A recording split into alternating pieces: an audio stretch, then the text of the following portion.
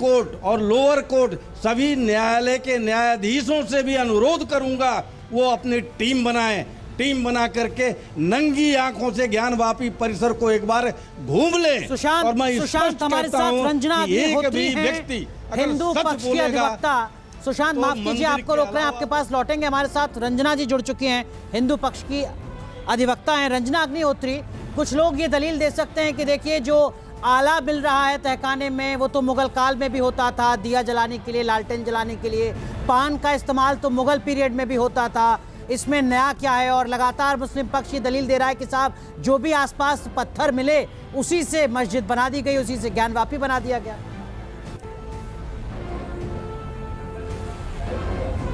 वही तो हम भी कह रहे हैं कि इसमें नया क्या है।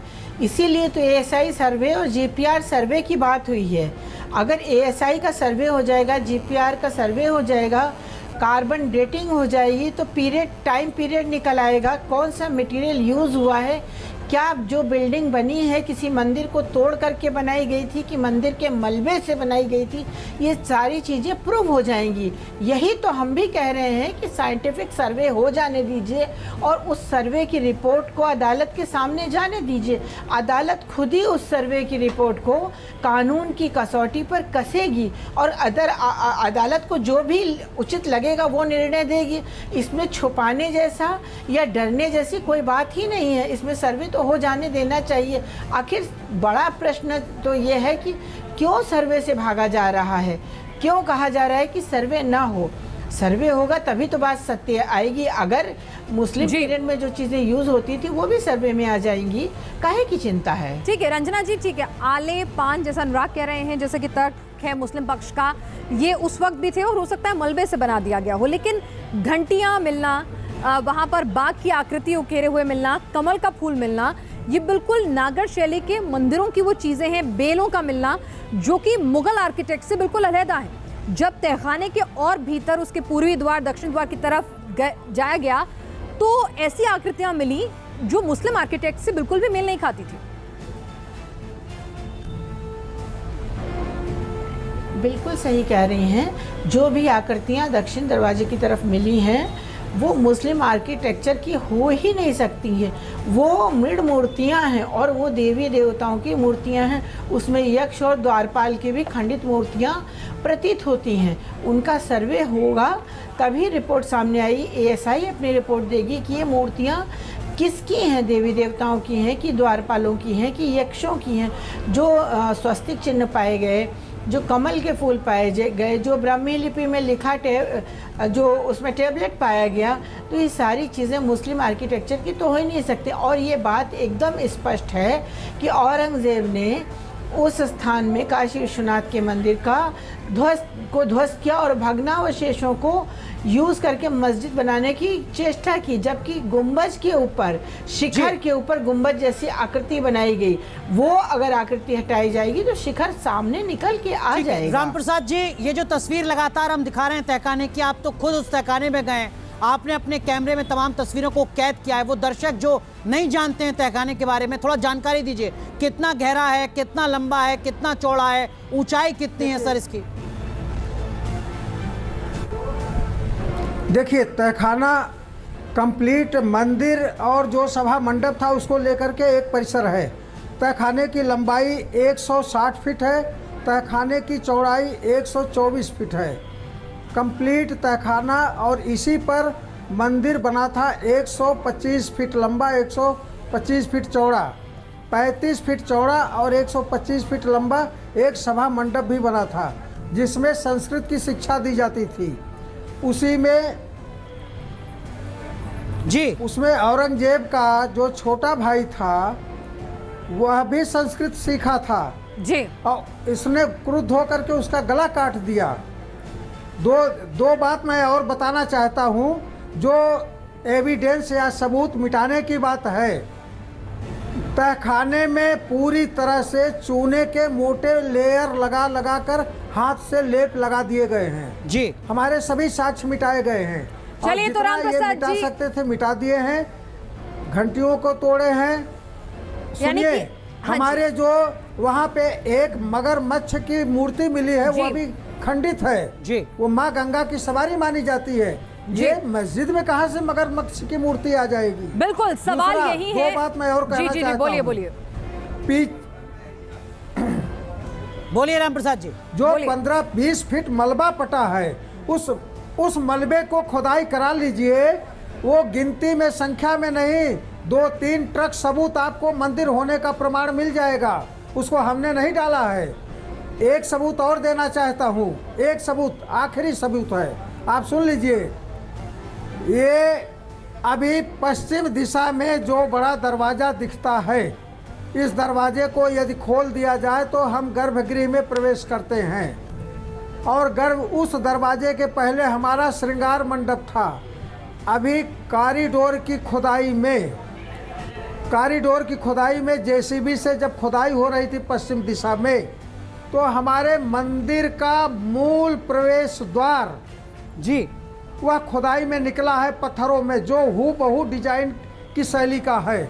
आप इसको साक्षात देख सकते हैं। हमने उसका भी फोटोग्राफ लगाया है। चलिए, तो वो भी फोटोग्राफ है, तस्वीरें जो राम प्रसाद जी है। आपने भी खींची हैं आपके कैमरे में। तस्वीरें इस वीडियो रिकॉर्डिंग में भी सामने आ रही हैं, चाहे वो पान का पत्ता हो, आला हो, बाग की आकृति, कमल का फूल हो, या फिर स्तंभ हो, स्तंभ पर बनी हुई घंटियां हो। लेकिन ये तमाम तस्वीरें सिर्फ एक ट्रेलर भर हैं। जी हाँ, कुछ ऐसे साक्ष्य, कुछ ऐसे सबूत आने वाली रिकॉर्डिंग के हिस्से में हम आपको दिखाने जा रहे हैं, जो इस दावे को, जो तमाम लोग कह रहे हैं कि भाई मुस्लिम अगर ये पूजा पद्धति के हिसाब से बना हुआ स्ट्रक्चर था, कोई मस्जिद थी, तो वहाँ संस्कृत क्या कर रही थी? कुरान तो अरबी में लिखा गया है। घंटी का इस्लामिक पूजा पद्धति में कोई स्थान नहीं है, तो वहाँ पर घंटियों का क्या काम था? कमल के फूल का क्या काम था? तो ये तमाम सवालों के बीच अनुराग कुछ और तस्वीरें हमारे पास हैं। जी हाँ, ज्ञानवापी पर न्यूज नेशन की एक्सक्लूसिव रिपोर्ट में अब तक आपने देखा कि किस तरीके से सर्वे के दौरान पान का पत्ता, घंटी जैसे आकार का स्तंभ, पुष्प कमल और दीवारों पर संस्कृत के श्लोक दिखे। इसके बाद सर्वे टीम जब आगे बढ़ी तो उन्हें दक्षिणी दीवार पर कई और ऐसे चिन्ह मिले, जिन्हें देखने के बाद एक बार फिर सवाल उठे, क्या वाकई ये अवशेष मंदिर के ही हैं?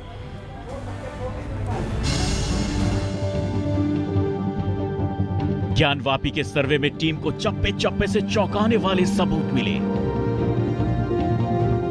ज्ञानवापी के तहखाने में जब कैमरा आगे बढ़ा तो उन्हें दक्षिणी दीवार के एक खंभे पर कुछ ऐसा लिखा मिला कि टीम रुक गई। गौर से देखने पर पता चला कि जैसे यहाँ पर मौजूद किसी सबूत को छेनी हथौड़ी से तोड़कर मिटाने का प्रयास किया गया हो। इधर के ताखा में छेनी हथौड़ी खंभे पे युक्त जो है बाहर का निशान बना है। इसको पीछे की तरफ से टॉर्च से दिखाएंगे तो किसी निशान को तोड़ने का प्रयास। आमतौर पर सभी प्राचीन मंदिरों की दीवारों पर संस्कृत में श्लोक लिखे होते हैं और ज्ञानवापी के अंदर भी दीवारों पर जगह जगह ऐसे श्लोक लिखे मिले। टीम जैसे आगे बढ़ी, टीम को मगरमच्छ की एक आकृति दिखी, जबकि संस्कृत में लिखा हुआ श्लोक कैमरे में कैद हो गया। दीवारों पर खुदे इस संस्कृत श्लोक को टीम ने पढ़ने की कोशिश भी की, लेकिन अक्षर स्पष्ट न होने से ये लिखावट साफ नहीं हो सकी। दीवारों पर अंकित आकृतियों की स्थापत्य शैली को एक एक कर रिकॉर्ड में लिया गया। पढ़ने की कोशिश किया जा रहा है। ये मगरमच्छ है। हाँ, उस पर लिखा है ना। आ जाइए इधर देखिए, ये लिखा है कुछ है। हाँ, बिल्कुल संस्कृत में है। ज्ञानवापी के तहखाने के अंदर जगह जगह मलबे पड़े हुए हैं और चौंकाने वाली बात यह है कि इन मलबों के अंदर कई ऐसे स्ट्रक्चर हैं जो मंदिर से जुड़े हुए हो सकते हैं। कैमरे में कैद इन तस्वीरों को देखिए। पत्थरों के बीच रखे हुए इस स्ट्रक्चर पर फूल जैसी आकृति बनी हुई है। वहीं कई मूर्ति जैसी आकृतियां भी नजर आ रही हैं। ऐसे में टीम ने एक एक चीज को बारीकी से देखा और उसे अपनी डायरी में नोट किया। ये लेने के लिए वही राम, ये लेने के लिए ये ले लेंगे पूरा लेते हैं ठीक है। और भी पलटी, अगर पलटा जाएगा अगर हो चुका है सर, वही बंद कीजिएगा। आप बंद कीजिएगा।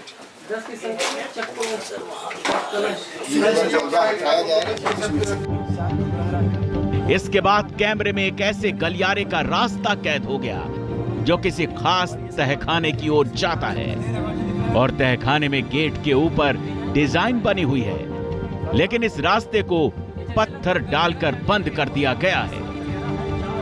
का पाटन देखिए, पाटन ब्रिज का डिजाइन बना हुआ है पाटन दोनों तहखानों, और ये सब मलबा जो है देखिए इस पे ध्यान से बना दिख रहा है, डिजाइन बना हुआ है यार। कह तो रहा हूँ डिजाइन बना हुआ है।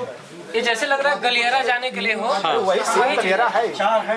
उधर जाने का रास्ता है, उधर जाने का, जिसको बंद कर दिया गया। ज्ञानवापी के रहस्य से पर्दा उठाने के लिए जांच टीम ने जब तहखाने के रास्ते को गौर से देखा तो पता चला कि ये रास्ता एक तहखाने से दूसरे तहखाने को जोड़ता है, और ऐसे यहाँ पर एक दो नहीं बल्कि 4-5 रास्ते बने हुए हैं, लेकिन इनमें से अधिकतर रास्तों को आधा या फिर पूरी तरह से बंद कर दिया गया है।